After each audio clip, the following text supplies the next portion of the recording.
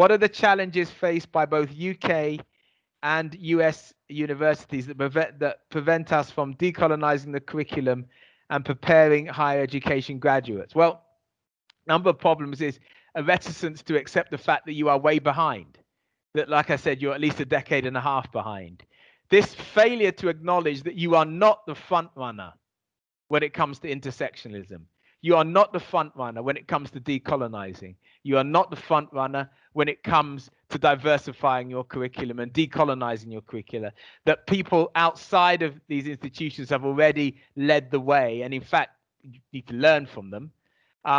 Until that sort of happens, we are never going to really move forward. Second is, we've got to stop relying on the idea, I think foolish notion, that the students are in some ways going to lead the way for curriculum development. The students have come to get an education, not to be curriculum pioneers. Although, of course, within any research, there is curriculum development, and each new set of students do bring in their new ideas, which hopefully help to expand the curricula.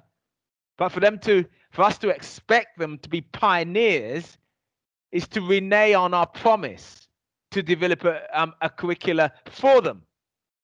We can't do that, and I think it's unfortunate if we think that that's the way that it's going to happen. Moreover, students now faced with the pandemic of COVID, economic restraints that limit at their moment, often, we hope not their potential, but certainly their attainment and the logistics of their educational progress.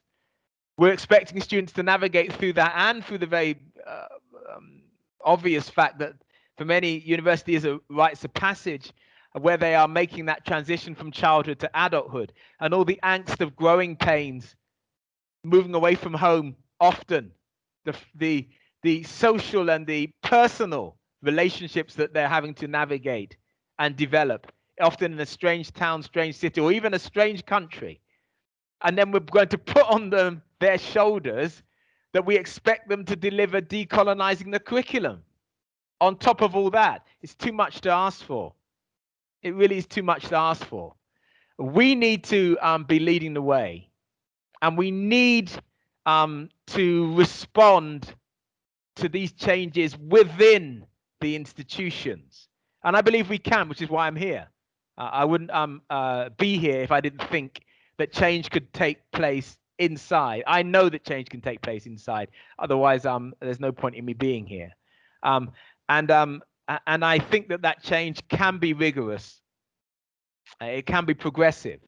I believe that universities can lead the way in progressive education. I believe they can, but I think they just need to sometimes just listen and make rapid changes accordingly, and not be tied, to the same old club and the hierarchy of club, because universities are extraordinarily hierarchical, and the hierarchy on this matter are not going to have their feet on the ground.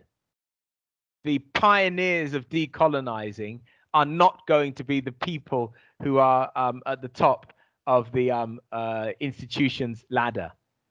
And that's going to need a sea change in the way in which the institution responds and the way in which decisions are made into the institution around curricular development, I think, if the universities are going to have a hope in catching up